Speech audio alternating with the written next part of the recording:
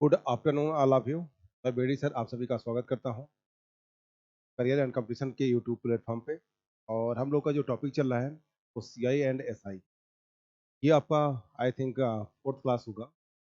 और यहाँ पे क्वेश्चन नंबर 43 के साथ हम लोग आगे बढ़ेंगे। तो आपके सामने ये क्वेश्चन दिया गया है, बहुत भारी भरकम सा लग रहा होगा, लेकिन इसका कैलकुलेशन करेंगे तो बहुत आसान होगा। तो आइए चलिए इस क्वेश्चन को पहले हम पढ़ते हैं। The rate of interest on two different scheme is the same and it is 20%. But in one of the scheme, the interest is compounded half yearly, and in the other the interest is compounded annually. Equal amounts are invested in the schemes. If the difference of the returns after 2 years is 484, then what is the principal amount in scheme? तो यहाँ पे आपके पास दो scheme है दोस्तों, यहाँ पे दो स्कीम है, इसको हम लोग देख लेते हैं। दो स्कीम में आपने फर्स्ट स्कीम देखें और सेकंड स्कीम, बट इस केस में क्या 20% इंटरेस्ट है और इस केस में भी 20% रेट ऑफ इंटरेस्ट है। और यहाँ पे 2 इयर्स का टाइम है और यहाँ पे 2 इयर्स का टाइम। बट इन दोनों में डिफरेंस क्या है? इस पे एनुअली आ रहा है, एनुअली, एनुअली, ठीक है। यहाँ पे हाफ ईयरली, क्या बोला गया है? Half yearly. तो ये बिग डिफरेंस है, हाफ ईयरली। तो दैट मीन्स यहाँ पे हर 6 महीने के बाद, सेकंड स्कीम में हर 6 महीने के बाद जो हमारा इंटरेस्ट होगा वो प्रिंसिपल अमाउंट में ऐड हो जाएगा। तो यहाँ पे देखो क्या करना हमें इसके लिए, 6 महीने में 10% का ही आएगा ब्याज, बट अगले 6 महीने में 10%, अगले 6 महीने में 10%, अगले 6 महीने में 10%। लेकिन इसका कंबाइंड इफेक्ट पे जाना होगा। इन दोनों कंबाइंड इफेक्ट कितना हो जाएगा? 21। इन दोनों का कंबाइंड इफेक्ट 21 हो जाएगा। बट इन चारों का कंबाइंड इफेक्ट जो आएगा 21 और 21 का कंबाइंड इफेक्ट कर देंगे, तो 21 प्लस 21 तो आएगा ही आएगा, प्लस 21 का 21% और आ जाएगा। तो इस हिसाब ऐसे हम सॉल्व कर लेंगे। इसकी जो वैल्यू आ जाएगी, अब ये वैल्यू आपको 46.41% आ जाएगा, 46.41% में आ जाएगा। और यहाँ पे आप देखेंगे तो यहाँ का भी 2 साल में इंस्टॉलमेंट जाएगा। 20% प्लस 20% इसका कंबाइंड इफेक्ट भी आएगा, ठीक है। 20% और 20%, 2 ईयर से 20% और 20% दो बार आपको यहाँ पे भी कंपाउंड होना है। तो इसका इफेक्ट आप देखेंगे तो 44% आ जाएगा कंबाइंड। क्या हो जाएगा? कंबाइंड 44%। और यहाँ पे हो गया 46.2% हो गया। इन दोनों का डिफरेंस अगर आप देख पा रहे हैं, डिफरेंस की बात कर रहा हूँ, डिफरेंस तो कितना आ जाएगा? आप इसमें से 44 घटाएंगे, 2.41% होगा। तो दोनों स्कीम में जो रेट ऑफ इंटरेस्ट, अगर हम 2 साल की बात देखें, इस सिंगल इंटरेस्ट कितना होना चाहिए? तो पहले स्कीम पे 44% की हो रही है, सेकंड स्टेप पे आपको सेकंड स्कीम में 46.41% की हो रही है। इन दोनों का डिफरेंस आपको 2.41% का है। और यही आपको दिया गया है, दैट मीन्स प्रिंसिपल अमाउंट जो है इस इंस्टॉलमेंट पे है, उसका आपके पास अमाउंट आ चुका है। और यहाँ से आप निकाल सकते हैं पूरा का पूरा कहानी। जो यहाँ पे अमाउंट, इक्वली अमाउंट इन्वेस्टमेंट किया गया था, तो इसकी बात किया गया, जो हमारा प्रिंसिपल बनेगा प्रत्येक स्कीम में, उसकी वैल्यू क्या हो जाएगा? वो ये दिया गया है 841482, सॉरी 482। ये क्या है? अमाउंट का, प्रिंसिपल अमाउंट का कितने परसेंट है? 2.41% है। और हमें क्या चाहिए? हमेशा 100% चाहिए होगा। और इस पॉइंट को कैंसिल आउट करेंगे, वो 100 से ऊपर भी मल्टीप्लाई कर दीजिए और 100 से आप नीचे भी मल्टीप्लाई कर देंगे। तो ये वैल्यू आपको कट के यहाँ पे जो आएगा वो 2 टाइम्स आ रहा है, और मल्टीप्लाई कर देंगे, आपके पास आंसर जो आएगा 20,000 आ जाएगा। कितना आ जाएगा? 20,000। दैट मीन्स हर स्कीम में 20,000 रुपीज़ अमाउंट इन्वेस्ट किया गया है। क्या किया गया है? 20,000 रुपीज़ इन्वेस्टमेंट किया गया है। और यही आपको निकालना था, और आपके सामने आंसर। तो ये सब कैलकुलेशन आपको मेंटली हो जाना चाहिए। अगर आप सीडीएस की तैयारी कर रहे हैं या सीजीएल की तैयारी करते हैं या बैंकिंग की तैयारी करते हैं, तो जिस बच्चे को ये कंबाइंड इफेक्ट क्या होता है वो निकालने आता है, तो ऐसे क्वेश्चन की तो वो धज्जियां एग्जाम में उड़ा देगा। मात्र 2 से 3 सेकंड में अपने आंसर को निकालेगा और आगे बढ़ जाएगा। तो दोस्तों, आई होप ये क्वेश्चन आपको क्लियर हो गया होगा कैसे करना है। और ये कंबाइंड इफेक्ट का ही पूरा गेम है। कंबाइंड इफेक्ट सीखने पर आप पूरा टाइम अपना लगाइए और इससे आपको सीआई और एसआई बहुत आसान हो जाता है। और परसेंटेज के भी हो बहुत सारे क्वेश्चन, परसेंट चैप्टर के भी बहुत सारे क्वेश्चन सॉल्व हो जाते हैं।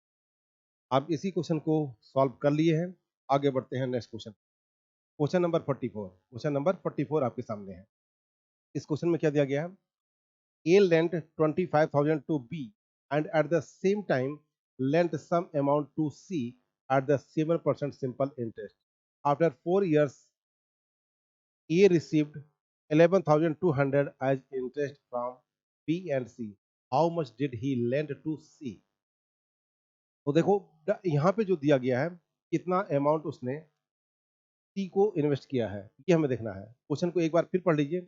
He lent 25,000 to B and at the same time lent some amount to C at the same यहाँ से आपको पकड़ना है, नहीं तो आपको गड़बड़ हो जाएगा। सिंपल इंटरेस्ट दोनों केस में क्या है? आर की वैल्यू क्या है? आर की वैल्यू हमारे पास 7% ही है। आर की वैल्यू क्या है? 7% है और टाइम भी सेम है। टाइम भी क्या है? 4 ईयर्स है। कितना? 4 ईयर्स।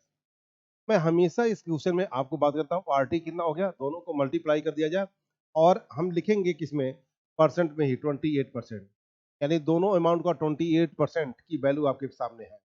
दोनों अमाउंट का 28% की वैल्यू आपके सामने यहाँ पे है। वो कितना है? ये वैल्यू दिया गया है। तो जो दोनों अमाउंट है दैट मीन्स ए बी और सी को जो पैसा दिया गया है, बी प्लस सी का टोटल अमाउंट जो हो जाएगा, वो उसका टोटल अमाउंट का 28% दिया गया है, उसका 100% हम निकाल सकते हैं। कैसे निकालेंगे? 28% की वैल्यू से 1% की वैल्यू निकालना जानते हैं और जब 1% की वैल्यू आ जाएगा तो 100% की वैल्यू हम निकाल लेंगे।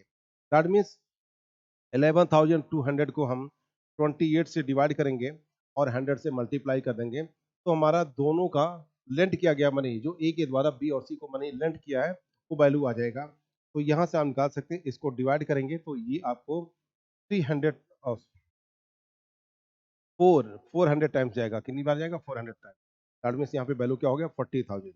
टोटल वैल्यू जो बी और सी को दिया था वो 40,000 है और बी को कितना दिया था? बी को 25,000, इसको 25,000 दे रखा है, तो सी को कितना देगा? सी का अमाउंट जो होगा वो क्या आ जाएगा? 40,000। 40,000 माइनस 25,000 और ये वैल्यू सॉल्व करने पे आपको क्या आ गया? 15,000 आ गया। कितना आ गया? 15,000। तो ये आपका आंसर हो गया और सी ऑप्शन आपका राइट है। इस तरीके से सोचें और क्वेश्चन को सॉल्व करेंगे, मिनिमम समय में आपका आंसर निकल जाएगा। तो देखते देखते ये क्वेश्चन सॉल्व हो गया, आपके सामने है। नेक्स्ट क्वेश्चन पे चलते हैं। Next question, question number 45। आप रीड कर लीजिए क्वेश्चन, उसके बाद सॉल्व किया जाता है। क्या दिया गया? A sum was put at simple interest and certain rate for 2 years. Had it been put at 1% higher rate of the interest, it would have fetched 24 more. 2 साल के लिए, तो हमें ये नहीं पता बेटा, 2 साल के लिए रेट ऑफ इंटरेस्ट इसका जो दिया गया है रेट, ये मैं मान लूँ आपको दिया गया है X%, लेकिन यहाँ पे टी की बात किया गया, टी कितना है? 2 ईयर्स है। तो यहाँ पे जो न्यू रेट की बात किया, न्यू रेट जो हो जाएगा आपका X+1 हो जाएगा और यहाँ से हम दोनों केस में RT की वैल्यू निकालेंगे तो इस केस में आपको 2x हो जाएगा, बट इस केस में जो वैल्यू आएगा 2x+2 हो जाएगा। तो यहाँ पर देखिए जो वैल्यू आपको डिफरेंस आ रहा है यहाँ पे रेट में, यहाँ पे 2x है और यहाँ पे क्या है? 2x+2 है। दैट मीन्स यहाँ पे 2% मोर दिया गया है। क्या दिया गया है? अब जो अमाउंट हमें इन्वेस्ट किया गया उसका 2% अधिक मिलेगा। क्या मिलेगा? ब्याज अधिक मिलेगा। तो उसकी वैल्यू हमारे पास क्या दिया गया है? 24 रुपीज। दैट मीन्स मूलधन का, दैट मीन्स प्रिंसिपल अमाउंट का 2% की वैल्यू कितना है? 24 है। तो वो प्रिंसिपल कितना हो जाएगा? दैट मीन्स 2% की वैल्यू दिया गया है, तो हम क्या करेंगे? 24 को 2 से डिवाइड करेंगे और 100 से मल्टीप्लाई कर देंगे, इसको सॉल्व करेंगे तो हमारा आंसर आ जाएगा 1200। कितना आ गया? 1200। दैट मीन्स हमारा जो प्रिंसिपल अमाउंट है वो 1200 है। क्या है? 1200 है। तो हमारा आंसर क्या आ गया? डी वाला ऑप्शन राइट है। और इस तरह से आप सॉल्व करें, आपका आंसर हमेशा निकलेगा। मस्ती के साथ आप इसको पढ़ते हुए चलें और बहुत आसानी के साथ आपके सामने ये आंसर आ चुका है। तो दोस्तों क्वेश्चन नंबर 46 आपके सामने है। The simple interest on a certain sum is 1/4 of the sum. क्या बोला गया है? The simple interest on a certain sum is 1/4 of the sum. If the number of years and the rate of annual interest are numerically equal, then the number of years. तो भाई यहाँ पे are और T दोनों equal है numerically, तो value क्या है, एक्स है, ये एक्स है हमारे पास। और जो आपको एस आई दिया गया है, एस आई क्या दिया गया है, 1/4 ऑफ पी दिया गया है, ये वैल्यू दिया गया है। तो यहाँ से आपको क्या निकालना है, नंबर ऑफ ईयर्स निकालना है। तो अब इस वैल्यू को हम बात करें 1/4, 1/4, तो चलिए 1/4 को हम क्या लिख पाएंगे, 1/4 को हम क्या लिख पाएंगे, 25%। क्या लिख पाएंगे, 25%। जब भी आपको आर या टी लिखा गया है इस फॉर्म में, तो आप यूं समझें एक्स स्क्वायर की वैल्यू क्या दिया गया, 25 दिया गया, और यहाँ से वैल्यू आप सॉल्व करेंगे तो एक्स की वैल्यू आपको मिल जाएगी 5। क्या मिल जाएगी, 5। और यही आपका टाइम भी होगा और यही रेट ऑफ इंटरेस्ट भी होगा। और इस तरीके से आप आसानी के साथ इस क्वेश्चन को सॉल्व कर चुके हैं। बट आपको जो फॉर्मूला याद होता है, ये तो ऐसे निकाल लेंगे, आपका आंसर 5 आ गया और आपका डी ऑप्शन राइट है। बट यहाँ फॉर्मूला जाएंगे, एस आई इक्वल्स क्या होता है, P into R into T upon 100 होता है। तो इसकी वैल्यू हम रखेंगे तो 1/4 पी हो गया, इक्वल्स में पी आ गया। फिर हमारे पास क्या पूछा गया है, नंबर ऑफ ईयर्स, तो आर और टी बराबर है, आर की जगह पे टी रखेंगे, फिर टी रख देंगे, अपॉन में 100 कर देंगे। अब देख रहे हैं आप, इसको ये कैंसिल आउट होगा पी से, और इधर को आएगा टी इंटू टी की वैल्यू अगर आप निकालेंगे तो 1/4 इंटू 100 आ चुका है, और ये कितना हो गया, 25 हो गया। और यहाँ पे किसकी वैल्यू है, टी स्क्वायर की वैल्यू है, और टी की वैल्यू लेंगे तो इसका वर्गमूल निकालना पड़ेगा, स्क्वायर रूट निकालना पड़ेगा। दैट मीन्स आपको क्या मिल जाएगा, 5 मिल जाएगा। और ये आंसर आपको यहाँ से भी मिल रहा है। तो मैंने पहले आपको डायरेक्ट हिट करने का क्वेश्चन को बताया हूँ, कैसे हम हिट करते हैं और सॉल्व करके कैसे आंसर निकाल लेते हैं। तो ये मेथड आप लगाएंगे तो आपको इस क्वेश्चन को सॉल्व करने में मात्र और मात्र 2 सेकंड लगेगा। इधर से जाएंगे तो आपको 10-12 सेकंड में जा सकता है। तो आपको टाइम बचाना है तो इस मेथड को फॉलो करना है, अदरवाइज उससे भी आप सॉल्व कर सकते हैं। तो 2 सॉल्विंग मैंने यहाँ पे क्वेश्चन पे दिया है, लगभग हर क्वेश्चन की 2 सॉल्विंग मैं आपको बता रहा हूँ। 2 तरह के सॉल्व कैसे किए जाते हैं वो हर क्वेश्चन पे मैं आपको दे रहा हूँ। तो दोस्तों ऐसे ही सॉल्विंग आपको मिलती रहेगी, हमेशा मिलेगी इस प्लेटफॉर्म पे। मेरे द्वारा ऐसे ही सॉल्विंग आपको यहाँ पे मिलती रहेगी। Question number 47, a sum of money was invested at simple interest at the certain rate of for 5 years. Had it been invested at 5% higher rate, it would have fetched 500 more. What was the principal amount? तो दोस्तों यहाँ पे फिर एक बार question को पढ़ते हैं। यहाँ पे टाइम की बात किया गया, 5 साल की बात किया गया है, और 5% हायर दिया गया है। इस 2 क्वेश्चन को आप देख लीजिए, 2 पॉइंट को आप देख लीजिए, और तीसरी पॉइंट है यहाँ पे मोर लगा है, मोर लगा है ये। तो टाइम और जो बढ़ा हुआ परसेंटेज है उसको मल्टीप्लाई कर दीजिए, 5 इंटू 5 क्या हो गया, 25। दैट मीन्स अमाउंट का 25% की वैल्यू क्या है, 500 है। अमाउंट का 25% की वैल्यू क्या है, 500 है। तो इसका टोटल अमाउंट क्या होगा, दैट मीन्स प्रिंसिपल क्या होगा। तो हम 500 को किससे डिवाइड करेंगे, 25 से डिवाइड करेंगे और 100 से मल्टीप्लाई कर देंगे, आपका आंसर निकल कर ऐसा कुछ आ जाएगा। इससे डिवाइड करेंगे तो आपको 20 मिलेगा, मल्टीप्लाई करेंगे 2000 मिल जाएगा, और आपका ऑप्शन ए राइट है। क्लियर है, आपने देखा ऐसा क्वेश्चन मैं पहले करा चुका हूँ, इसलिए डायरेक्ट आपको अप्लाई करा रहा हूँ और आप अपना आंसर निकाल पा रहे हैं। तो 25 मैंने कहाँ से दिया है, यहाँ पे टाइम है और यहाँ पे जो बढ़ा हुआ रेट है उसको मल्टीप्लाई किए हैं और इस अमाउंट को डिवाइड कर दिए हैं, 100 से मल्टीप्लाई कर दिए है, हमारा प्रिंसिपल निकल जाता है। और ये सिंपल सा टेक्निक है ऐसे क्वेश्चन को सॉल्व करने के लिए। तो दोस्तों आई होप ये बात आपको समझ में आ गई होगी। तो आगे मैं अगला क्वेश्चन लेता हूँ। क्वेश्चन नंबर 48 आपके सामने रहा, क्वेश्चन नंबर 48 आपके सामने रहा। तो यहाँ पे क्या दिया गया है, the difference between the compound interest compounded annually and the simple interest on the certain some of money at 12% per annum for 2 years is this. Clear है। तो आपको यहाँ पे इस वैल्यू को देखना पड़ेगा, 72 दिया गया है। 2 साल का कंपाउंड इंटरेस्ट और सिंपल इंटरेस्ट में रेट ऑफ इंटरेस्ट का कितना अंतर आएगा, दैट मीन्स आपको एक सिंगल ईयर में अगर वो ब्याज देना है तो कितने परसेंट लगाएंगे। तो आपके पास 12 है, पहले साल भी और दूसरे साल भी 12 है। लीनियर ऐड करोगे तो आपको क्या मिल गया, 24। दैट मीन्स 2 साल में जो आप इंटरेस्ट लेंगे उस अमाउंट पे 24% लेंगे, और ये टोटल एसआई बन जाएगा। ठीक है, टोटल अमाउंट का इतना परसेंट आपका एसआई बन जाएगा। लेकिन इसका कंबाइंड इफेक्ट 2 बार ये बढ़ रहा है, तो कितना हो गया, 12 प्लस 12 तो हमारे पास आएगा, और 12 का भी 12% हो जाएगा, दैट मीन्स 12 का 12%। तो इसको जब सॉल्व करेंगे आपके सामने ये वैल्यू 25.4 0.44% होगी। तो इन दोनों में डिफरेंस ये आपको CI बन जाता है एज ए परसेंट। दोनों की में डिफरेंस कितना आ रहा है, इस डिफरेंस को देखना है। डिफरेंस कितना बन जाएगा 1.44, कितना बन गया 1.44%। दैट मीन जो प्रिंसिपल है उसका 1.44% की वैल्यू आपके पास 72 है, तो 100% की वैल्यू क्या होगा। दैट मीन्स 100% की वैल्यू निकालने के लिए 72 को हम डिवाइड किससे करेंगे 1.44 से, और इसको मल्टीप्लाई किससे कर देंगे 100 से। अब देखिए यहाँ पे अगर देखा जाए पॉइंट को हटाएंगे तो 100 से हम मल्टीप्लाई कर पाएंगे, और ये पॉइंट हट चुका है, अब ये पॉइंट नहीं है, पॉइंट नहीं है। तो 72 जो 144 होता है, और इससे इसको डिवाइड करेंगे तो 50 मिलेगा, और 50 इंटू 100 5000 मिल जाएगा, और 5000 जब पाएंगे तो आपका डी ऑप्शन आपका राइट है। इसको सॉल्व करने के बाद आपको क्या मिला 5000 मिला है, और डी ऑप्शन आपका राइट है।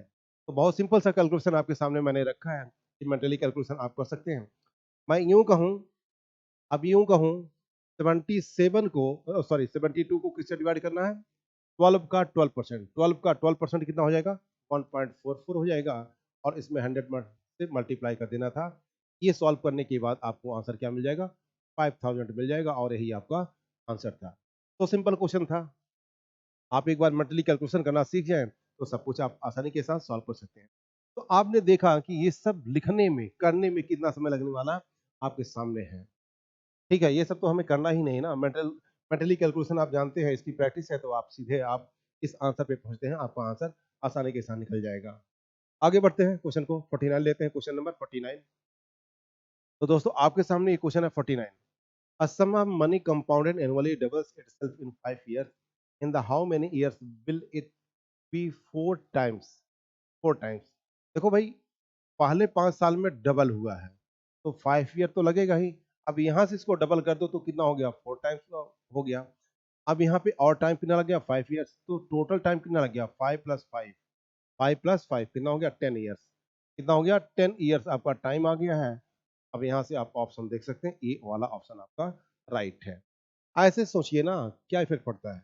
सीधे आप चलें सॉल्व करें इस क्वेश्चन को, कोई इफेक्ट नहीं आएगा, सीधे आपका आंसर निकलता है 10 ईयर्स। आगे बढ़ते हैं, क्वेश्चन नंबर 50। क्वेश्चन नंबर 50 पे क्या दिया गया है। A person borrowed rupees 9000 at 7%, 12000 at 8% and 15000 at 9% interest पर annum. he had to pay he had to pay 50700 at the end of n years. What is the value of n? What is the value of n? तो दोस्तों कितना इसको पे करना है, आप देखिए कितना इसको पे करना है। ठीक है, पे करना है, तो ये कितना पे करना है भाई, सिंपल इंटरेस्ट पर annum. He had to pay this amount at the end of N years. तो आपको एन ईयर्स की वैल्यू निकालना है। दैट मीन्स आप अगर देख पा रहे हैं, तुम्हारे पास 9000 है, पहला अमाउंट क्या है हमारे पास 9, दूसरा अमाउंट कितना है 12000 है, कितना है 12000 है, और तीसरा अमाउंट कितना है 15000 है, 15000 है। ठीक है 15000 है। इस पे आपने दिया है 7%, और इस पे आपने दिया है 8%, और इस पे आपने दिया है 9%। ये हमारे पास वैल्यू क्लियर है, इस वैल्यू को समझिए। ठीक है, अब कितने साल में इतना हमें पैसा देना है। ठीक है, रही बात हम पैसे की, तो पहले इन सबको ऐड कर लिया जाए, इन सबको ऐड कर लिया जाए। तो 9000, 12000 और 15000, 9 और 12 21 और 15 36 हो गया। कितना हो गया 36000 हो गया। क्लियर है, कितना हो गया 36000 हो गया। यहाँ तक क्लियर हो गया। और हमें टोटल पैसा जो पे करना 50700 पे करना है। तो 50700 ये पे करना है। तो हमें इंटरेस्ट में कितना पे करना है, ये तो हमारा प्रिंसिपल हो गया, इसको सब्ट्रैक्ट कर दें, जीरो हो गया, जीरो हो गया, 7 आ गया, और यहाँ से हम ऐड कर पाएंगे तो ऐसा कुछ मिलेगा। 14700 आपको क्या है इंटरेस्ट पे करना। कितना करना है 40700 आपको इंटरेस्ट पे करना है। तो एक साल में इंटरेस्ट क्या हो जाएगा इसका 7%। इसका 7% कितना हो जाएगा, आप बोलेंगे सर इसका 1% तो 90 हो गया, 7% 630 हो गया। इसका 8% आपको क्या मिल जाएगा, 8% अगर आप निकालेंगे, ठीक है, 960 रुपया हो गया। इसका आप 9% निकालेंगे तो आप बोलेंगे सर 1350 रुपये। कितना हो गया 1350। एक साल में ब्याज आप कितना चुका पा रहे हैं, एक साल में जो आप ब्याज चुका पा रहे हैं इंटरेस्ट, वो यहाँ से वैल्यू आती है। इसको हम ऐड कर दें, 50 प्लस 60 110 और 30 140 40 हो गया। अब क्या बचा? दैट मीन्स 13 और 1 14 और 9 14 और 9 23 और 6 23 और 6 कितना हो जाएगा? 23 और 6 आपको 29 हो गया। ये हमारे सामने क्लियर है, ये वैल्यू हमारे सामने निकल कर आती है। इतना हम क्या पाएंगे? ब्याज पाएंगे। कब पाएंगे? ब्याज पाएंगे। ठीक है, कि हमें ब्याज के रूप में मिल रहा है 1 साल में, तो कितने साल में हमारा ब्याज 14,007 हो जाएगा? कितने साल में? क्योंकि सिंपल इंटरेस्ट के केस में हर साल ब्याज बराबर होता है, तो टाइम चाहिए। टाइम के लिए हम क्या करेंगे? यहाँ से हमारे टोटल जो ब्याज है 14700, इसको हम 1 साल के ब्याज से डिवाइड कर देंगे, तो कितना आ जाएगा? अगर हम इसको डिवाइड करें,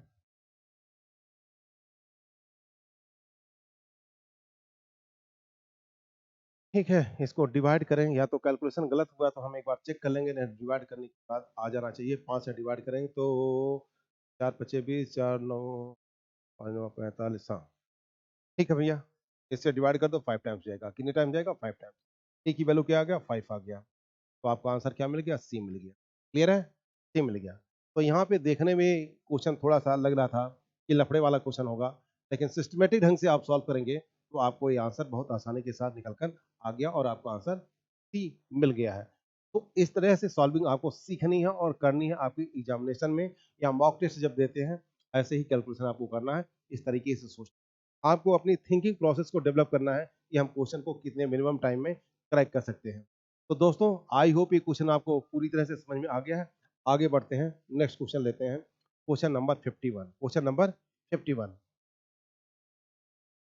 इस क्वेश्चन पर देखते हैं। If C is the compound interest of ₹10,000 for 1 year at 4% per annum when compounded quarterly, then which one is the following is correct?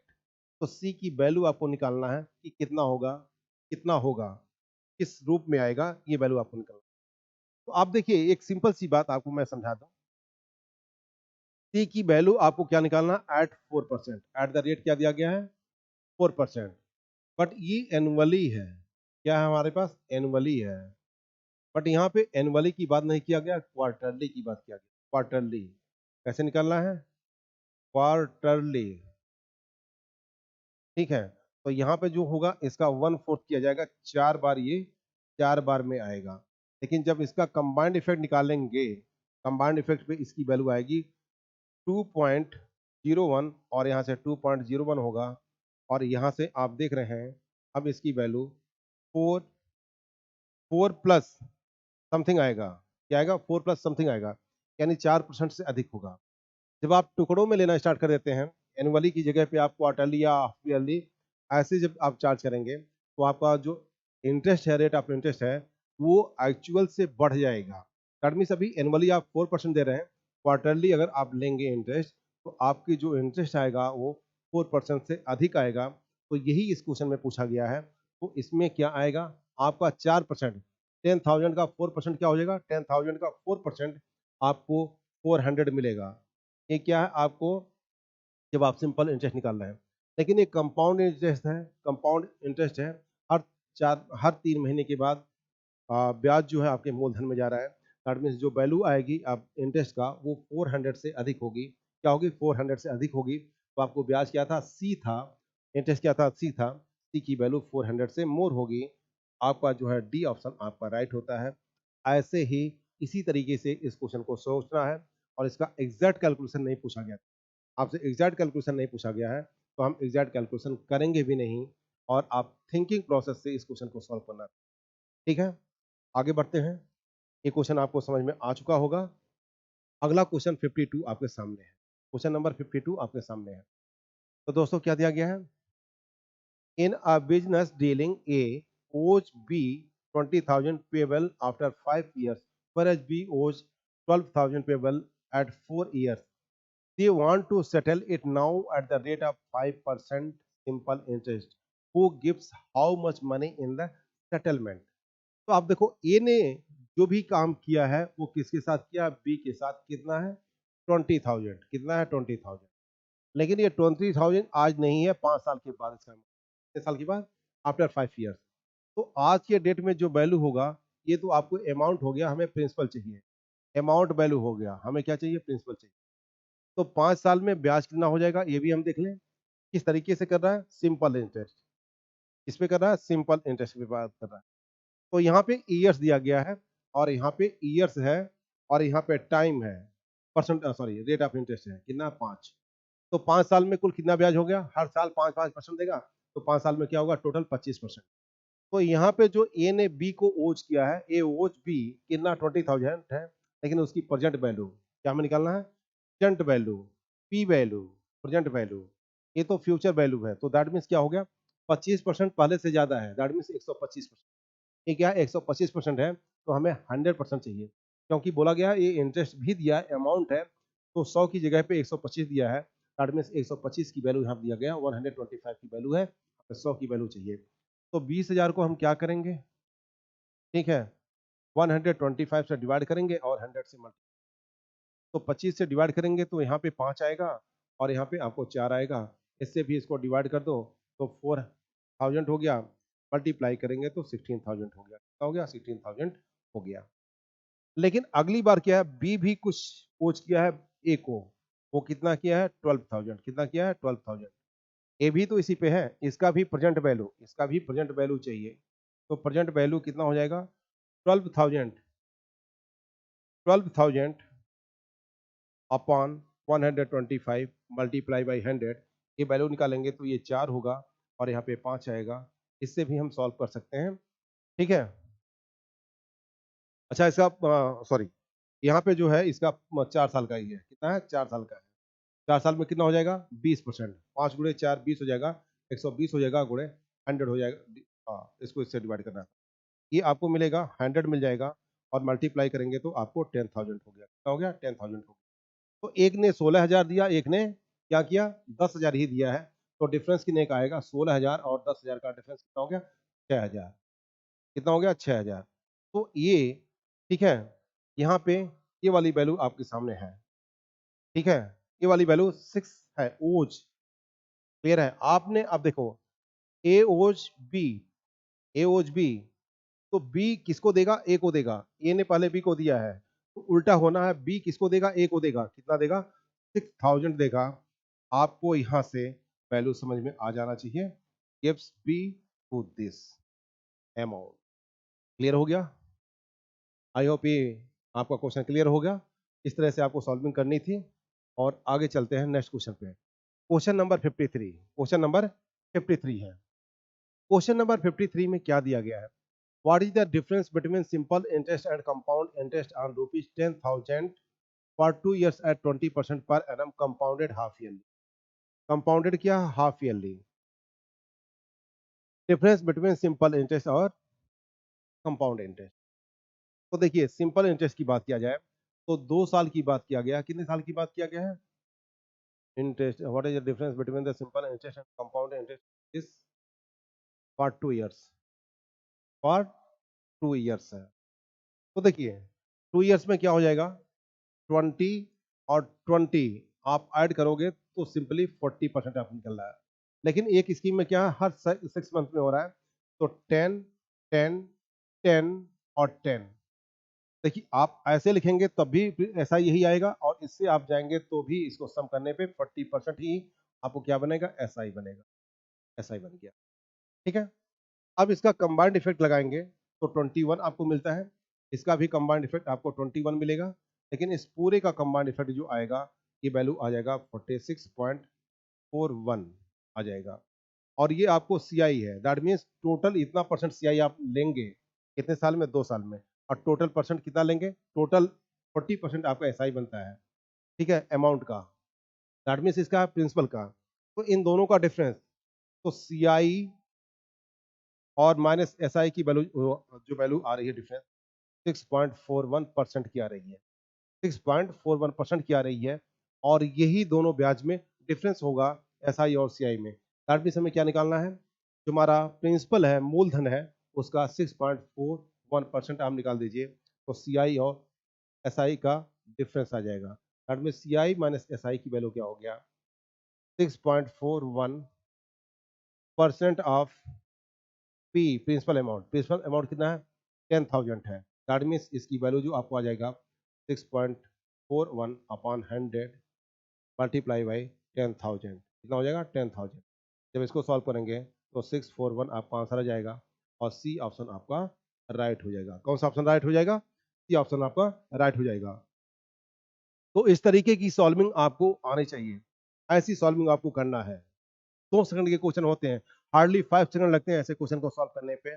जब आपका कॉन्सेप्ट क्लियर होता है, कॉन्सेप्ट नहीं क्लियर है तो आपको थोड़ा अधिक समय लगता है और जिसकी वजह से आप कंपटीशन से आप अपने बाहर हो जाते हैं। क्योंकि आपको क्या चाहिए, कॉम्पिटेटिव एग्जाम में आपको दो ही चीज मैटर करता है, एक्यूरेसी मैटर करती है, आपकी स्पीड मैटर करती है और प्लस कितने क्वेश्चन आप सही करके आ रहे हैं, अटेम्प्ट करके आ रहे हैं। तो आपको टाइमिंग बचाना है, मेन है टाइमिंग, एक्यूरेसी, ये दो चीज हो गया और आपका speed. Question number 54, a person borrowed rupees 10,000 at 12% rate of interest per annum compounded quarterly for period of 9 months. What is the interest paid by him to settle his account after 9 months? That means आपको amount पूछा गया। तो मेरे प्यारे भाइयों, यहाँ पे जो दिया गया साथियों, आर की वैल्यू 12% दिया गया है, बट यहाँ पे क्या बोला गया है, क्वार्टरली, क्वार्टरली, क्वार्टरली ये दिया गया है। दैट मीन्स इसमें कितने, एक साल में कितने क्वार्टर होते हैं, 4। That means her quarter 3 months का होता है। तो रेट ऑफ इंटरेस्ट को आपको डिवाइड करना होगा, एक्चुअल रेट ऑफ इंटरेस्ट क्या बन जाएगा, 4 से इसको डिवाइड कर तो 3%। तो आपको कितनी बार, 9 मंथ की बात किया गया है, 9 मंथ। 9th मंथ में क्या हो जाएंगे, कितने क्वार्टर बनेंगे, 3 क्वार्टर्स बनेंगे। कितने क्वार्टर्स बनेंगे, 3। तो दैट मीन्स ये वैल्यू आपको 3 बार आपको अटेम्प्ट करना है, 3। ठीक है, ये 3 बार है। तो आपको यहाँ पे कंबाइंड इफेक्ट से अगर हम जाएं तो सीधे लिख सकते हैं इसका आंसर क्या बन जाएगा, इंटरेस्ट क्या आएगा। तो ये आपको वैल्यू यहाँ से सॉल्व करोगे तो ये वैल्यू आपको देगा 6.09।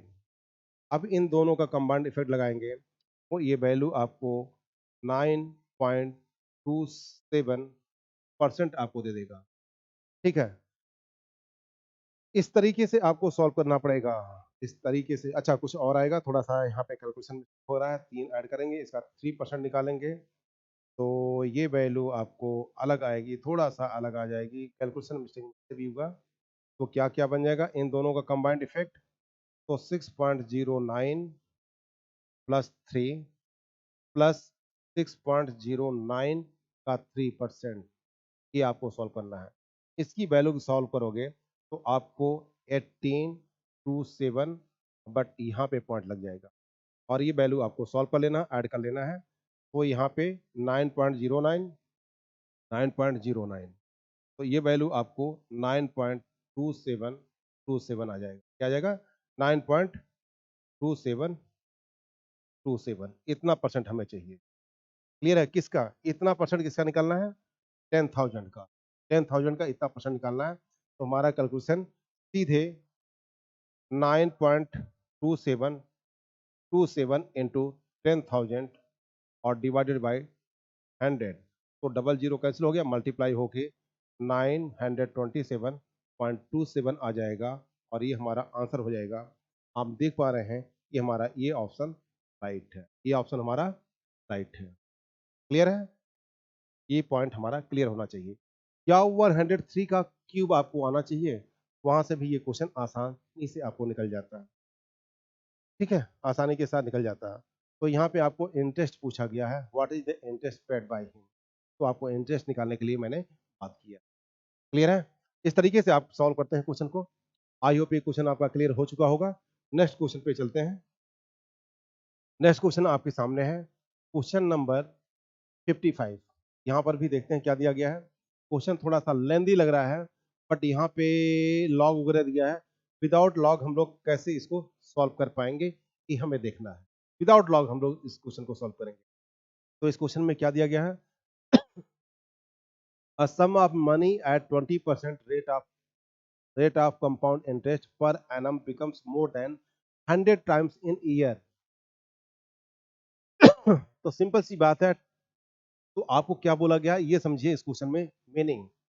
आर की वैल्यू दिया गया है 20%, तो इसको आप अगर फ्रैक्शन में कन्वर्ट करेंगे तो 1/5 आएगा। दैट मीन्स आप इसमें ये कर दो, एक कंपाउंड हो रहा है तो बढ़ेगा, तो 5 को ऊपर ऐड करना है और अपन इसको डिवाइड करना है। इस पे पावर टी होना चाहिए, इसकी वैल्यू 100 टाइम्स कब होगी, इसकी वैल्यू 100 टाइम्स कब होगी, ये वैल्यू हमें निकालना है दोस्तों, ये वैल्यू हमें सॉल्व करना है। तो अगर इसको हम सॉल्व कर पा रहे हैं तो यहाँ पे हमारे पास 1.2 है, वैल्यू आ जाएगा इस पे पावर टी, और इसकी वैल्यू 100 से अधिक होना चाहिए। ये कैलकुलेशन हमारे पास है। तो सिंपली इस क्वेश्चन को हम यहाँ लिख पाएंगे। थोड़ा सा एक पेज हम लेंगे जिससे आपको समझ में आ जाए चीजें, और यहाँ से हम एक पेज ऐड कर दिए हैं। हमारा क्वेश्चन क्या था, 1.2, 1.2 पे पावर हमने क्या लगाना टी, और इसकी वैल्यू क्या होना चाहिए, मोर देन 100 होना चाहिए, मोर देन 100 होना चाहिए दोस्तों। ठीक है, 100 होना चाहिए।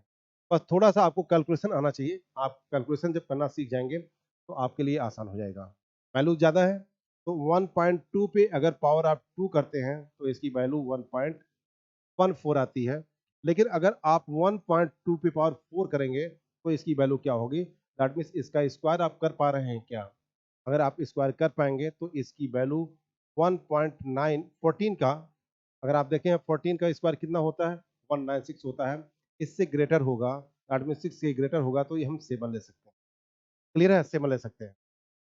लेकिन अगर हम इस पे पावर कर दें 1.4, 1.2 पे पावर 8 कर दें तो क्या ऐसा हम लिख पाएंगे 1.2 पे पावर 4, क्या लिख पाएंगे 4, ठीक है, और इसके बाहर क्या हम लिख पाएंगे 2, ऐसा हम लिख पाएंगे, ठीक है। तो अब इसकी वैल्यू हम जानते हैं, इसकी वैल्यू क्या आना है, 1.97 पे पावर 2 आ जाएगा। क्या इसको आप सॉल्विंग जानते हैं, जानने के लिए हमें क्या जानना चाहिए, 197 का स्क्वायर, ये वैल्यू हमें पता होना चाहिए। तो ये इसका बेस क्या है, 200 है, 200 के आसपास है, क्या है 200 के आसपास है। तो हमें ये वैल्यू 200 से कितना कम है, आप बोलेंगे सर 3 लेस है, तो 3 का स्क्वायर करेंगे और 2 डिजिट में लिख देंगे 9, और इसमें से 3 सब्ट्रैक्ट कर देंगे, 3 सब्ट्रैक्ट कर देंगे तो वैल्यू कितना हो जाएगा 194, और इसमें 2 से मल्टीप्लाई करेंगे, 2 से मल्टीप्लाई क्यों करेंगे, 200 को 100 से डिवाइड कर दो, वैल्यू आपको 2 आएगी, और यहाँ से हम सॉल्विंग इसका कर सकते हैं। तो जब इसको सॉल्व करोगे तो वैल्यू क्या आ जाएगा, 2 4 जा 8, और यहाँ पे ऐसा कुछ आ जाएगा, और यहाँ पे ये पॉइंट था तो 4 के बाद आ जाएगा, दैट मीन्स ये वैल्यू कहीं ना कहीं आपको 3.9 के अराउंड आ गई, 3.9 के अराउंड आ गई, इसकी वैल्यू आ गई 3.9 के अराउंड, ये वैल्यू आपको मिल चुकी है। इसकी वैल्यू है 1.2 पे पावर 8 की वैल्यू 3.9 के अराउंड हो रही है, ठीक है, 3.9 के अराउंड हो रही है। अगर हम 1.2 पे पावर 16 कर दें तो ये वैल्यू कितना हो जाएगा, ये वैल्यू कितना हो जाएगा, ये वैल्यू कितना हो जाएगा, इस वैल्यू को आपको देखना है, इस वैल्यू को देखना है। अगर इस वैल्यू को आप सॉल्व कर पाएंगे, इस वैल्यू को सॉल्व कर पाते हैं तो ये वैल्यू कितना जाएगा, आपको मैं बता देता हूँ। ये वैल्यू अगर आपको 39 का स्क्वायर याद है तो आप बोलेंगे 1521 है, 1521 है, क्लियर है, 1521 है, ये वैल्यू आप बोल पाएंगे, ठीक है, ये वैल्यू आप बोल पाएंगे, तो लगभग ये वैल्यू आपके पास 15 टाइम्स हो गया, क्या हो गया, 15 टाइम्स हो गया, यहाँ तक क्लियर हो गया, 15 टाइम्स हो गया। बट अगर मैं ये वैल्यू, अभी तो जस्ट इसका पावर हमने किया है 2 टाइम्स 15 किया है, और ऐसे वैल्यू हम बढ़ाते जाएं तो ये वैल्यू कहीं ना कहीं कुछ और आएगा, 1.2 पे पावर 32 कर दें तो ये वैल्यू आपको 200 समथिंग आ जाएगा, 200 समथिंग आ जाएगा, ठीक है, 200 समथिंग आ जाएगा। तो 32 तो नहीं होगा, 32 तो हमें नहीं होना चाहिए, 32 नहीं होगा तो कितना होगा, ठीक है, कितना होगा। तो अगर यहाँ पे देख पा रहे हैं 4, क्या है 4 है, 1.97 है, तो इसको अगर डिवाइड करेंगे तब भी ये वैल्यू 100 से कम आएगा। देखिए अब हम क्या कर रहे हैं, 1.2 पे पावर क्या 32 है, इसको हम 1.2 से पावर 4 से डिवाइड कर रहे हैं, ठीक है, पावर से डिवाइड कर रहे हैं हम, तो ये वैल्यू क्या आ जाएगा, आपको लमसम की बात कर रहे हैं, तो ये वैल्यू 225 को डिवाइड किससे हो जाएगा, 1.97 से हो जाएगा। फिर भी ये वैल्यू मोर देन 100 112 से अधिक आएगा, 115 के अराउंड होगा, ये वैल्यू यहाँ पे होगा और पावर को घटाओगे तो 28 आ जाएगा 1.2 पे। ठीक है, तो आप ये कह सकते हैं हमारी जो वैल्यू आएगी ये कम आएगी। किससे कम आएगी? आपको इस वैल्यू से कम आएगी। ठीक है, ये वैल्यू हमारे पास थे, तो ये वैल्यू आपको इस तरह से लमसम अगर दिया जाएगा, यहाँ पे अंतर अधिक होगा। अब मैं एक बार और आता हूँ यहाँ पे, देखिए मैंने 28 तक की वैल्यू निकाला है, 28 तक का वैल्यू निकाला था पावर पे 1.2 पे, ये वैल्यू आपको 115 के अराउंड आ गई है। ठीक है, तो आपको कहीं न कहीं ये अराउंड आपको ये वैल्यू देगा, तभी आएगा ऐसा आंसर, अदरवाइज़ नहीं आएगा। ठीक है, अदरवाइज़ नहीं मिलेगा। तो एग्ज़ैक्ट इसका कैलकुलेशन हम लोग लॉग से करते हैं। किससे करते हैं? इसका यूज़ हम लोग लॉग से करते हैं। लेकिन अभी यहाँ पे आपको लॉग का यूज़ नहीं करवाएँगे। ये यूज़ मैं आपको करवाऊँगा जब लॉगरिथम पढ़ाऊँगा, फिर इस क्वेश्चन को लाऊँगा, तो इसका आंसर कैसे निकालते हैं, एग्ज़ैक्टली कैसे आएँगे, वो वैल्यू मैं आपको निकालना सिखाऊँगा। अभी नहीं, थोड़ा-सा आपको टाइम देना पड़ेगा इस क्वेश्चन को, मैं फिर समझाऊँगा, क्योंकि ये पावर पे इसे विदाउट लॉग के सॉल्व नहीं हो पाता है। ठीक है? विदाउट लॉग के सॉल्व नहीं हो पाते हैं और फिर इसको मैं आपको समझाऊँगा नेक्स्ट क्लास में, जब मैं लॉग पढ़ाऊँगा। मैं मान के चल रहा हूँ कि आप लॉग नहीं पढ़े होंगे, तो इस क्वेश्चन को सॉल्व नहीं कर पाएँगे और वो थोड़ा-सा लॉग की फिलॉसफी हमें देना पड़ेगा, उसकी बेसिक फिलॉसफी मीन्स बेसिक्स देने पड़ेंगे, उसके बाद आप ऐसे क्वेश्चन को सॉल्व कर पाएँगे। तो दोस्तों ये क्वेश्चन थोड़ा-सा टफ है, लेकिन लॉग लगाने से क्वेश्चन को हम ईज़ी कर सकते हैं। लेकिन फ़ॉर्मूला जो हम लगाते हैं, ये वाला फ़ॉर्मूला लगाते हैं, A equals P into 1 plus r by 100 और इस पे पावर टी लगाते हैं। इससे थोड़ा-सा ये क्वेश्चन बहुत ही लेंदी होता है और ऐसे क्वेश्चन का आंसर देना मुश्किल होता है, डायरेक्ट हम नहीं कर सकते हैं। तो इस क्वेश्चन को भी मैंने आपको एग्ज़ैक्ट आंसर बताने की कोशिश किया हूँ।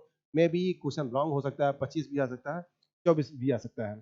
तो 24 आने के लिए हम देखें आएगा या नहीं आएगा 24, उसको हम एक बार देख लेते हैं। पावर हमारे पास, अगर हमारे पास यहाँ पे पावर है, ठीक है? इन दोनों को ऐड कर दें। अभी हम आपको क्लियर कर देते हैं यहाँ से इस वैल्यू को।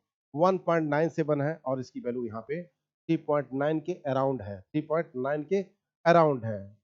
तो यहाँ से देखिए आपको थोड़ा-सा हमने अगर 1.12 पे पावर 12 करते हैं, तो इसकी वैल्यू आपको 1.97 इंटू 3.9 है। तो इसका अगर हम मल्टीप्लाई करें, ठीक है, इसको 200 मान लें, इसको आप 200 मान लें, जबकि ये 200 से लेस है, इसमें मल्टीप्लाई करेंगे 2 से, तो आपको 7.9 7.9 दैट मीन्स ये आपको 7.9 से ही कम होगा, 7.9 से कम होगा और 7.9 का स्क्वायर, 8 का स्क्वायर भी 64 होता है। 8 का स्क्वायर क्या होता है? इसका स्क्वायर करोगे 1 पॉइंट, दैट मीन्स ये लगाओगे और इसकी वैल्यू 4.9, इसका स्क्वायर आप करोगे तो वैल्यू जो आएगा 64 से कम आएगा। क्या आएगा? 64 से कम आएगा और 64 और 64 है हमारे पास, 64 से कम आएगा और इसमें हमें एक बार और मल्टीप्लाई कर दें, 1.44 से मल्टीप्लाई कर दें। तो यहाँ पे रिस्पांस देखें क्या आता है? अगर हम 1.5 से ही मल्टीप्लाई कर दूँ, तो यहाँ पे 64 प्लस 32 96 ही आएगा, राउंड कम आएगा, तो 25 तो हुआ नहीं, 25 हो नहीं पाएगा, 26 पर ही हमारा आंसर आएगा।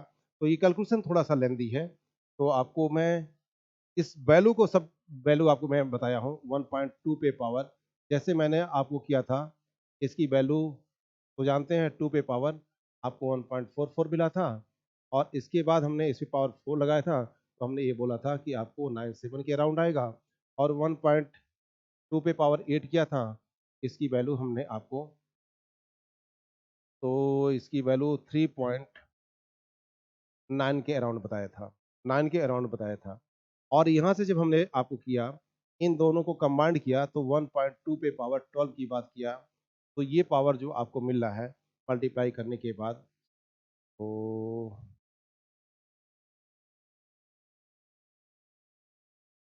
7.8 के समथिंग, 7.8 के समथिंग हमने निकाला था।